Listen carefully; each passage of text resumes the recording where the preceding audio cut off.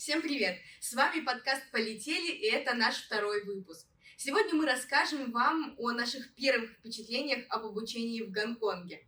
Полетели! Первое, что мы увидели, когда приехали сюда, это просто огромный кампус. Да, на самом деле мы увидели кампус, как только вышли из метрополитена и почувствовали ужасающую душноту.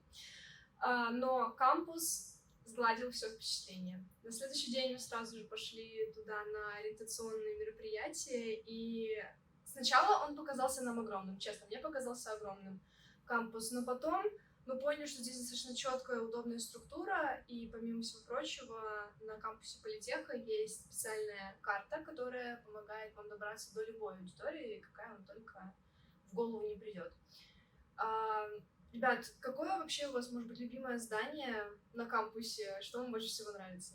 То здание, которое впечатлило меня больше всего за последние 2 недели, это школа отельного менеджмента и туризма, потому что, по сути, это огромный то ли 4, то ли 5-звездочный отель, в котором 8 этажей, выделено под студентов, где помимо лекций они сразу практикуются в своей будущей деятельности. Меня наиболее сильно впечатлило здание дизайна, потому что оно наиболее сильно выделяется на фоне всех остальных кирпичных корпусов. Более того, кроме лекций и практик, там проходит огромное количество выставок, большое количество конференций и других мероприятий, которые посетить может каждый желающий студент. Я, кстати, не могу выделить пока что любимых зданий, но вещь, которая мне здесь очень сильно нравится, это то, что каждому зданию свойственна определенная буква. И за счет этого очень легко ориентироваться, даже когда ты ищешь здание с другой буквой, ты можешь проложить маршрут.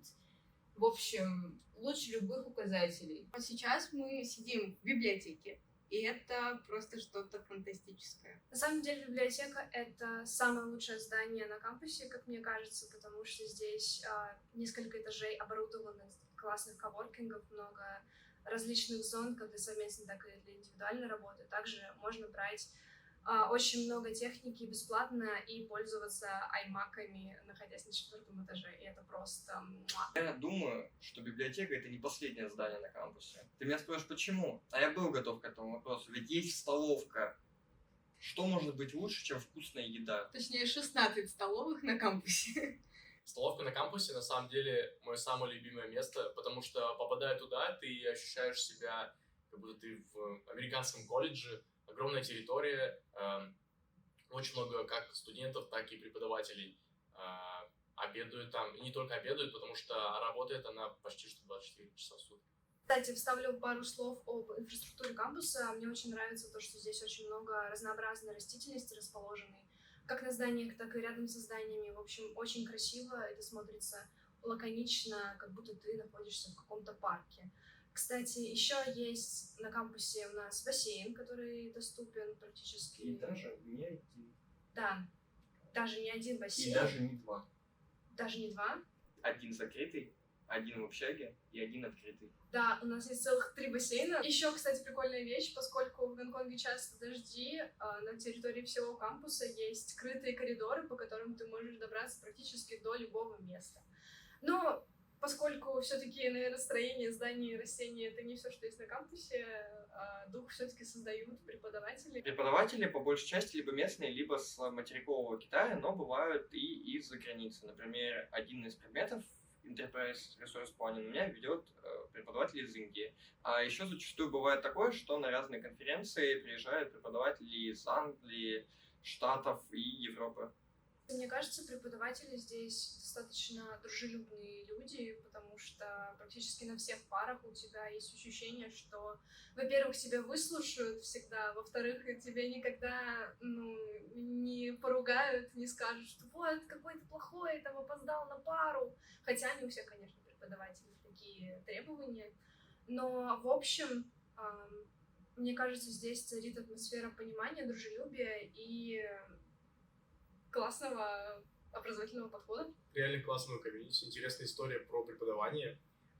Вчера я зашел на электронном сайте для студентов. Это специальный информационный портал, где можно посмотреть всю необходимую информацию о каждом предмете, куда выкладываются все лекции, все записи, все можно просмотреть.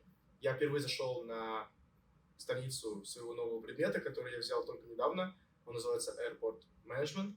И самое интересное, что там было, я зашел на вкладку контента, и что мы ожидаем увидеть на этой вкладке? Презентации, какие-то дополнительные материалы, документы. А там было 2 классные, очень милые фотографии уже состоявшейся пары. На первой фотографии было написано «Class with Charlie». Я так понял, что преподавателя именно так и зовут. Они все сидели и улыбались. А на второй фотографии «Class without Charlie», и они все сидели и грустили.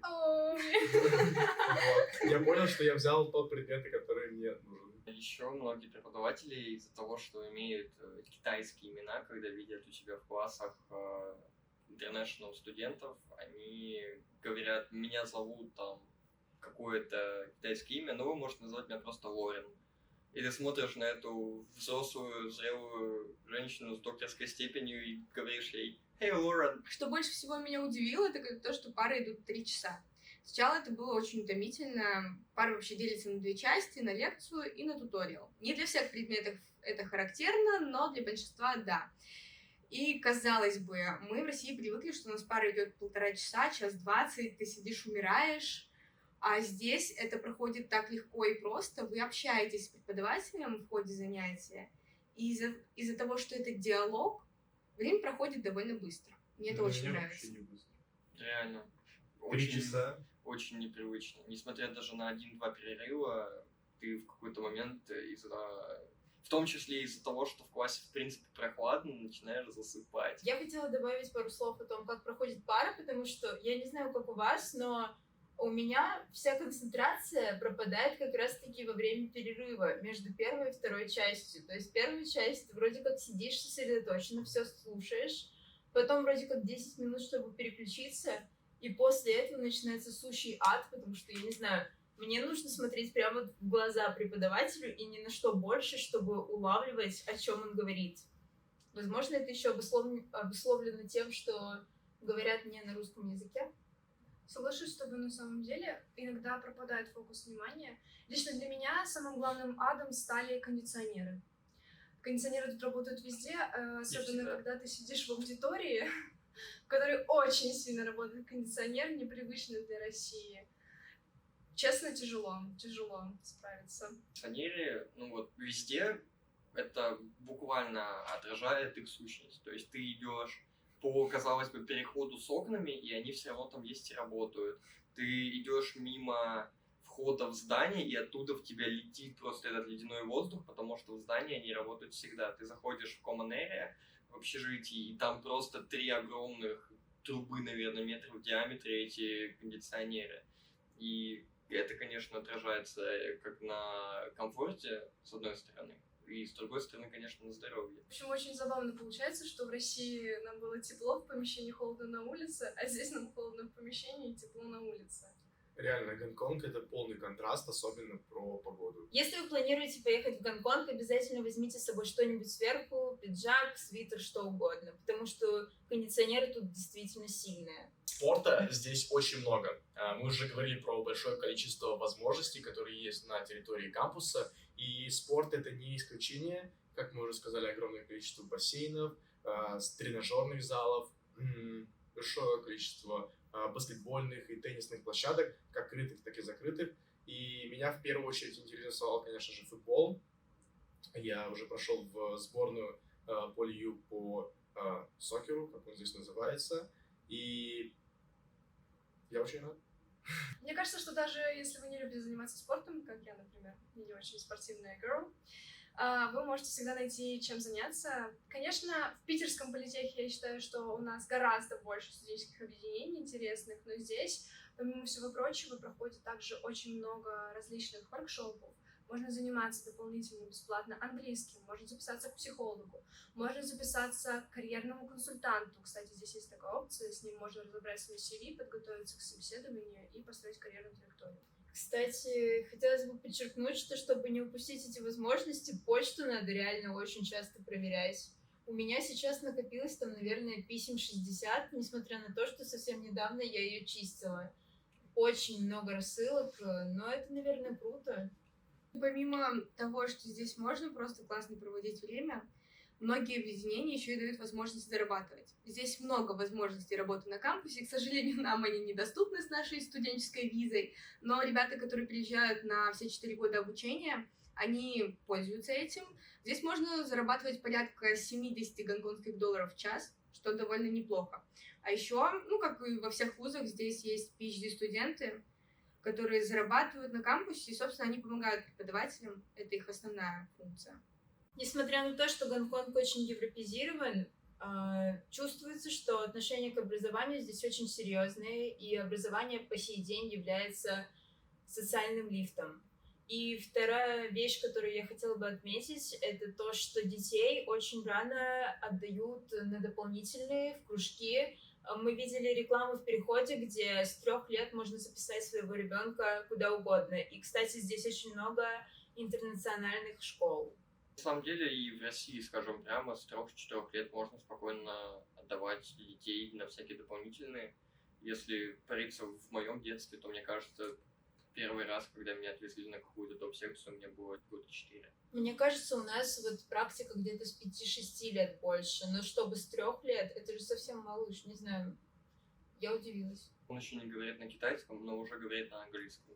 В Китае даже сейчас выпустили закон о том, что нельзя там больше какого-то определенного количества часов занимать ребенка дополнительным образованием и какими-либо секциями, потому что родители очень сильно делали на этом акцент. Возможно, именно из-за трудностей образования в школе местные китайцы вырастают немножко закрытыми ребятами. А вот как раз international студенты, которые, как мы, приехали по обмену или учатся здесь full-time, уже намного открытие и идут на контакт и диалог очень легко. Да, они могут просто подойти к тебе: «Хей, ты откуда? О, ты из России, я очень хочу побывать в России, там так круто, а давай обменяемся контактами, а что ты здесь изучаешь?»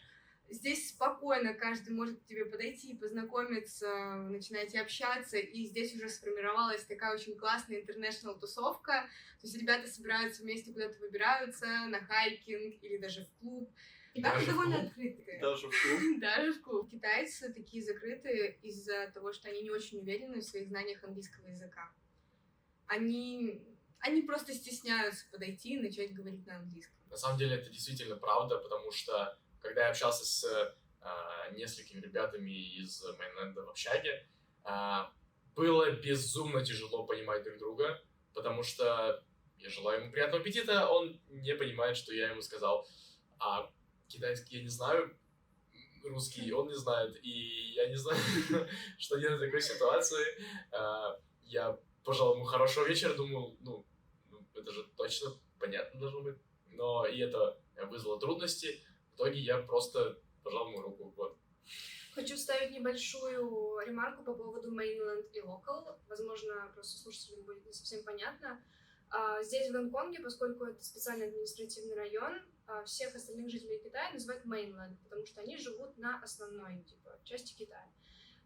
Местные называются локалы, и это имеет свои последствия. Многие локалы знают английский, в отличие от китайцев с материковой части, поэтому нам достаточно просто тут общаться и учиться. Еще я заметил интересную вещь как раз про китайских студентов. Как правило, на парах они занимают последние ряды, и иногда кажется, что они просто существуют. Потому что если оглядеть первые ряды, то там в основном как раз international их чаще всего. Наши родители, когда отправляли нас, очень сильно переживали из-за того, что здесь будет русофобия. Когда мы только приезжали первые дни, они очень сильно интересовались, все ли у нас хорошо, как к нам относятся. Но, к счастью, мы ни с чем негативным в свою сторону не столкнулись вообще. Даже скорее с позитивным. Очень дружелюбные, открытые люди, очень много чего спрашивали, и спустя неделю жизни со мной Андреа захотел поехать в Москву. Кстати, действительно, все иностранцы, когда слышат, что ты из России, реагируют очень положительно и с таким небольшим удивлением: «О, вы из России?» Вот. Так что здесь Россию почти что любят. В общем, университетская жизнь здесь бьет ключом, и мы вообще не жалеем о том, что здесь оказались. Желаем вам приятной недели, а мы полетели.